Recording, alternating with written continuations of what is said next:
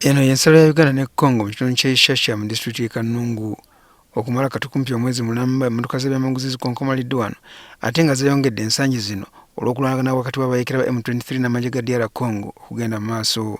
Abakulembeze mu kitundu kino batubuulidde nti emmundu etukutabuteeriza ensangi zino e Congo nga bavuga emmotoka z'ebyamaguzi baweereddwa amagezi okugira nga beewala okugenda mu kitundu kino. So many trucks, transit trucks carrying merchandise that were destined to Goma, and they all had to stop at Ishasha.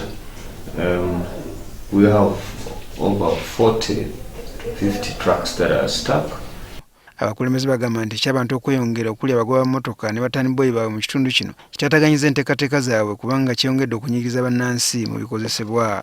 It has caused also an influx of people from our neighborhood in DRC to Uganda, and the population at Ishasha up to Kihi town has increased.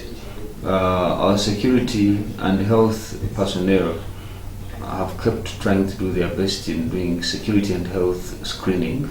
Ekisinga okubatiisa nti waawa abayeekera ba M23 babadde balwanagana n'amagye ga Congo okumala ekiseera ekitundu kyabwe kino eky'e Kanungu kibadde kya mirembe wabula nga kirabika embeera eyokedde okukyuka. This was one of the borders that were still stable in terms of security, but unfortunately insecurity in Congo has hindered them now to move there.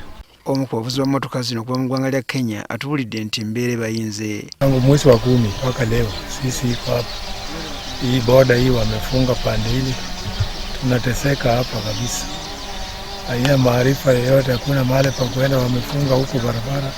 Abavuzi b'emmotoka abalala batidde okwogera ku kamera zaffe nga tabamanyi bali Congo basobola kutwala mu nsonga zino singa bawulira amaloboozi gaabwe. Kitegerekese nga abayeekera ba M23 bwe basazeeko kukama okubo gonna agayingira mu kitundu kya Goma mu buvanjuba bwa DR Congo.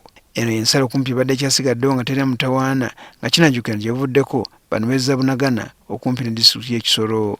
Ng'ekiseera kya COVID tekinnabaawo, Uganda yali etunda ebyamaguzi e Congo ebiri mu buwumbi 2,110 buli mwaka, ng'okusinga ebyamaguzi bino byayisibwanga mu bitundu by'ensalo okuli Bunagana, Mpondwe, Ishasha, Goli ne Kitigoma.